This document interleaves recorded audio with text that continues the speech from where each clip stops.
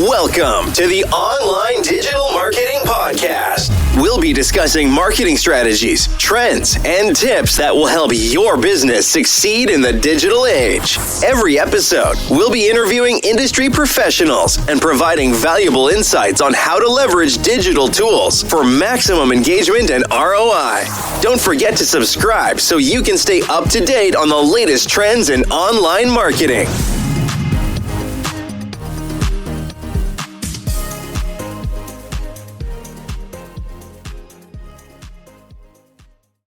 Okay, so if your brand's social media still looks like some kind of hyper-polished corporate brochure, well, you might already be losing. Welcome to the Deep Dive. Today, we're essentially tearing up that old, obsolete social media playbook. We want to give you the essential, modern strategy you need right now. Our mission today is pretty simple, really. We're giving you a shortcut to understanding this huge philosophical shift that's happening. You know, the rigid posting schedules, the obsession with studio-perfect visuals, chasing those purely viral vanity metrics.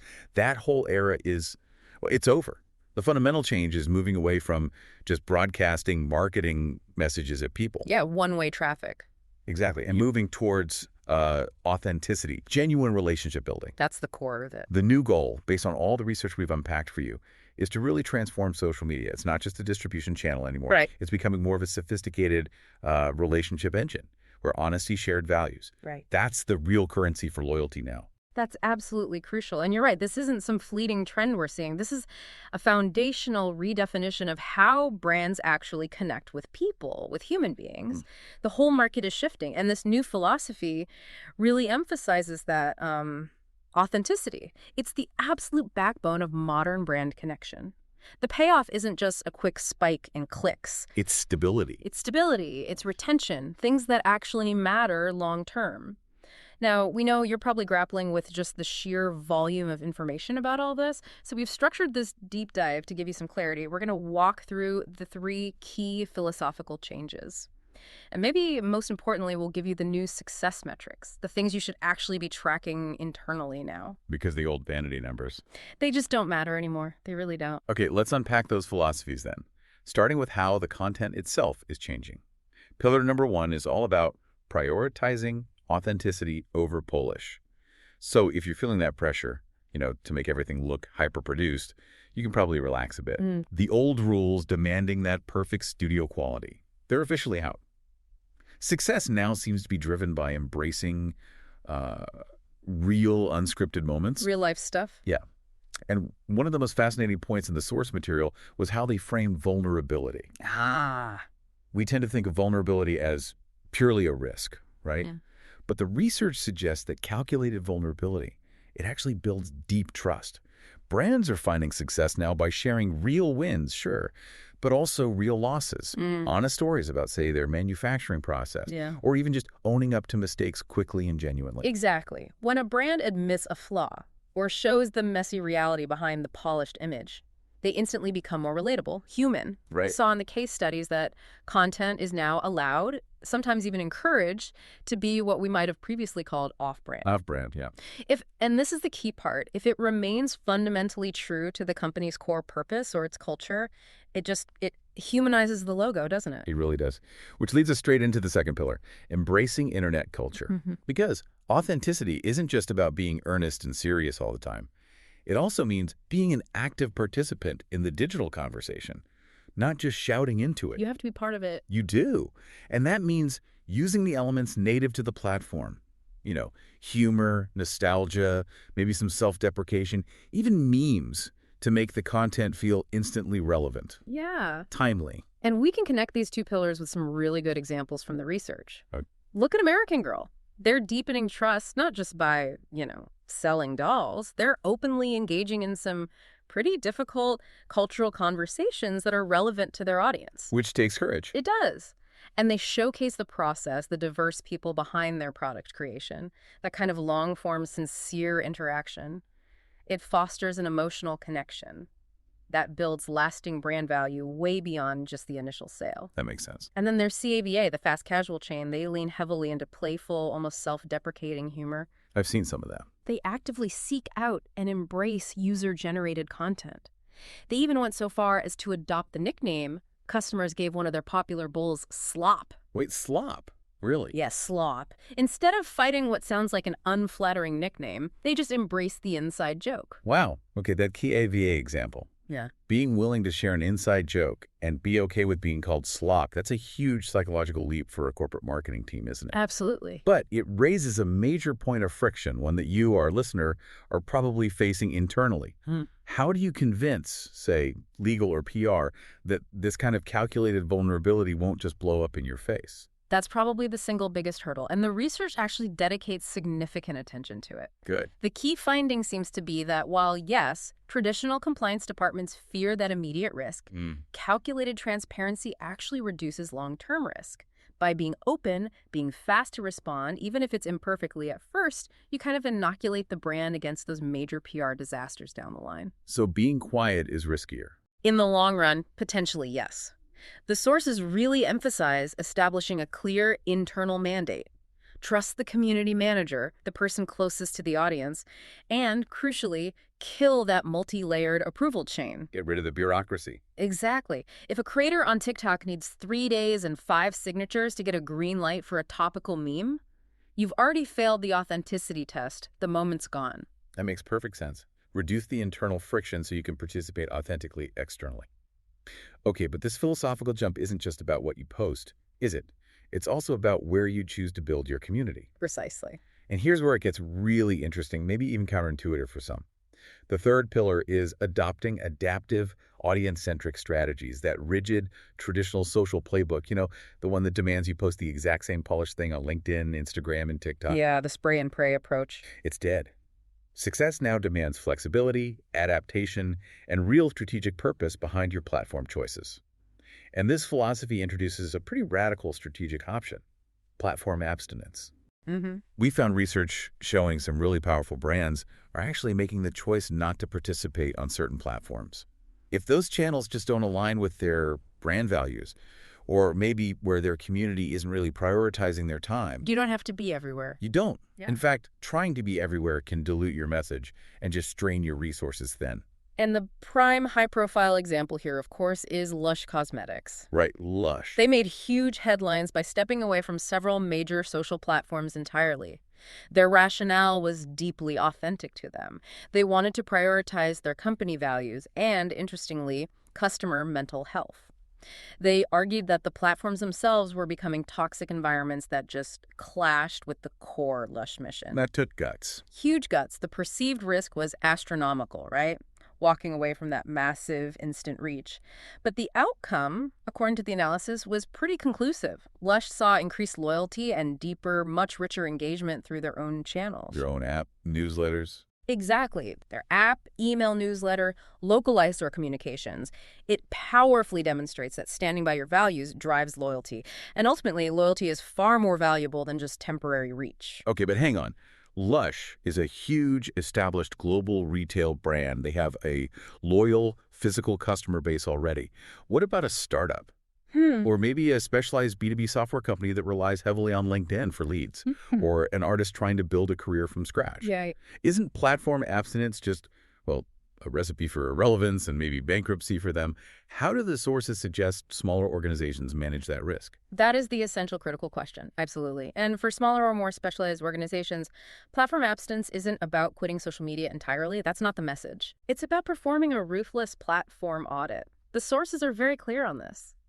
Stop viewing participation as some kind of mandatory distribution requirement across the board. If, like in your example, your customer base is 90% professionals on LinkedIn, putting 50% of your limited resources into highly visual platforms like TikTok, well, that's just illogical. Focus your fire. Precisely. It's not about being absent everywhere. It's about being present authentically, where your core community already gathers and engages. It's far better to dominate one strategic platform with genuine specialized content than to just fail mediocrely on 5 different ones. The key is shifting resources away from just hitting content distribution quotas. Towards community management. Exactly. Towards community management budgets, investing in interaction. That shift in resource allocation is critical. And it brings us neatly to the biggest challenge for managers, for leaders. If we successfully stop chasing the likes, the shares, the basic, reach those old vanity metrics, what on earth do we track instead? Yeah, what's the new scoreboard? We need a completely new definition of success, one that justifies these big strategic and philosophical changes we're talking about. The conceptual shift is, it's entirely away from focusing on those fleeting viral metrics. The sugar rush. Yeah, the sugar rush. And concentrating instead on genuine relationships, trust, and lasting brand resonance. One of the sources offered a great analogy that really clarifies this shift, I thought. Oh, yeah. We're moving from counting how many people just shouted hello at you on a busy street, that's high-volume, low-quality virality. Like a shallow interaction. To counting how many people you've actually invited into your home for dinner, metaphorically speaking, and who keep coming back. That is loyalty, retention, and meaningful engagement. The quality of the connection is now everything. And to measure that quality, we need specific metrics. We can't be vague about it. First, you absolutely must focus on retention and loyalty. Success isn't tracked through new follower counts anymore. It's tracked through participation rates in exclusive communities, maybe successful referrals, involvement in first access programs, and critically, correlating social engagement to customer lifetime value, or CLV. So connecting the dots to actual business value. Precisely. Are the people who engage most deeply with your authentic content also your best, most retained customers? You need to know that. Second, we look for meaningful engagement. And this is purely a quality measurement, not quantity. Success is measured through actual meaningful conversations and the depth of that engagement. Not just likes. Not just likes. We're talking tracking direct messages, analyzing comments for rich user feedback, using sentiment analysis tools to really gauge community feeling. One high-value comment providing real product insight that's now worth more than 100,000 ephemeral likes. That reframes everything. It does. That two-way interaction is the most powerful brand lever you have available now. And finally, the ultimate goal really is trust and relevance. Brands have to explicitly focus on metrics that demonstrate trust. Things like the speed and quality of resolving customer issues publicly, maybe, or the volume of positive community endorsements. The pursuit of lasting brand resonance, making sure your brand stays culturally relevant over time, that has to outweigh chasing any short-term spike in views. If people are still discussing your brand positively 6 months after a campaign, that's success. This is clearly a huge overhaul, not just for the social strategy, but for the entire marketing department's mindset, really. It touches everything. So let's pivot slightly from the philosophy and the metrics to the actionable strategy. The new playbook, as we've said, isn't some rigid list of rules you print out. It is inherently adaptive. Success seems to require bold experimentation and, maybe most importantly, empowering your teams to act almost like creators themselves. Yeah, give them agency. Rather than just corporate distribution agents checking boxes. But how does a brand manager, maybe sitting in an organization that currently rewards control and polish, even begin this shift? That's the tough part. What tools or internal processes maybe need to be killed first to empower those teams to be more authentic? Okay. The sources outline a very clear managerial shift needed here. First, you've got to kill the mandatory post 30 pieces of content a month type of distribution quota. Get rid of the quota. Replace it with an experimentation budget. Allocate specific funds for testing new cultural formats, maybe jumping onto a new platform quickly without the immediate pressure of proving ROI in week one. That frees up teams to be culturally nimble. Allows for learning. Allows for learning, exactly. Second, that strategic focus we talked about must shift. Audit your platforms. Ruthlessly focus only where your brand values and your community truly align. The actionable step here, dedicate maybe a full 48 hours, seriously, to reviewing and potentially exiting platforms that are just sucking up resources without generating genuine loyalty or connection. Be brave enough to leave. Be brave enough to leave. And third, maybe the biggest internal challenge, leadership has to start measuring the ROI of trust. You need to align the social team's performance goals directly with customer retention metrics, not just reach. Connected to the bottom line. You need proof that the deeper, authentic content actually translates into lower churn rates, higher lifetime value. That's how you justify the perceived risk of being more vulnerable and less polished. And that need for adaptation you mentioned is paramount. You just can't set a social media strategy in January and expect it to hold perfectly for 12 months anymore. No way. If you connect this to the bigger picture, the external culture is just moving way too fast. Absolutely. Teams need to be nimble. They need to be able to rapidly respond to cultural moments, update their internal playbooks quarterly, maybe even monthly sometimes, based on what's resonating with the audience. The research really emphasizes that the new rule is, well, that there are no rigid rules anymore. flexibility, and crucially, co-creation with your fans. Letting them influence things. Letting them influence your content, your brand identity even. That's the path to enduring relevance. Now, if you aren't actively co-creating with your audience, you're essentially just broadcasting old news. Nobody cares. That perfectly encapsulates this entire deep dive, I think. Yeah. The modern brand has to move from acting like a distant advertiser, some monolithic entity, Come on a pedestal, to acting more like a friend, a participant in the culture. And by leaving behind that polished pretense, that chase for surface-level vanity metrics, you gain something infinitely more valuable. Genuine connection, long-term brand stability. So hopefully you now have the knowledge to start moving beyond those superficial metrics and begin building genuine, long-term brand loyalty within your own organization. So building on that, we want to leave you with one final provocative thought to consider this week. Something to push you past the inertia of that old playbook. If loyalty is truly the new success metric, what is one old best practice? Maybe it's strict scheduling, maybe mandatory multi-platform distribution, maybe uniform branding guidelines across every single post. What's one thing you can eliminate entirely, starting this week, to allow your team to be more authentic and more nimble? Just think about that single point of friction. What can you remove? And then identify where your brand can share just one small moment of honest vulnerability to deepen that trust. That's where the real work of building that relationship engine truly starts. Think on that, and we'll catch you on the next deep dive. Ready to take your online business to the next level? Subscribe to our digital marketing podcast and then join our Accountability for Success Mastermind. With expert advice from industry leaders, you'll gain knowledge and insights that will help you succeed in today's digital marketing world.